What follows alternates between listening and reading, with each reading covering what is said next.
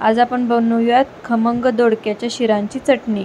अगदी 2 मिनिटात होते ही आणि खूप टेस्टी लागते।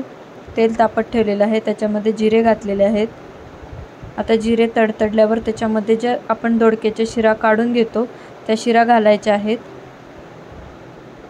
सकाळच्या गडबडीत तुम्ही 2 मिनिटात ही चटणी करू शकता।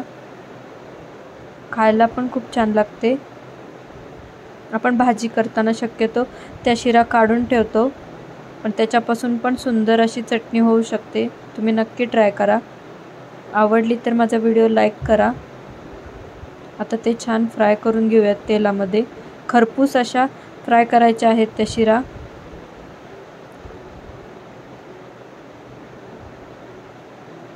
त्याच्यामध्ये आता 3 चमचे तीळ घातलेला आहे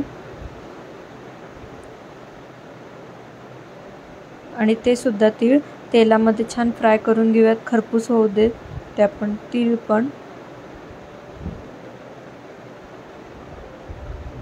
छान हलवून घ्यायचं आहे व्यवस्थित सगळं।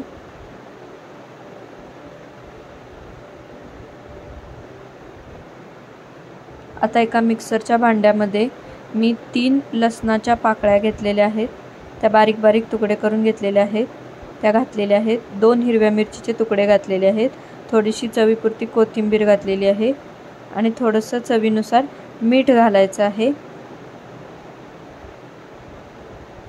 आणि त्या ज्या शिरा आपण फ्राय करून घेतलेल्या आहेत आणि तीळ ते आता त्या मिक्सरच्या भांड्यात घ्यायचं आहे आणि ते मिक्सरमधून बारीक करायचं आहे। तयार आहे आपली दोडक्याच्या शिरांची चटणी। तुम्हाला कशी वाटली मला नक्की कळवा। आवडली असेल तर माझं चॅनल सबस्क्राइब करा। Thank you.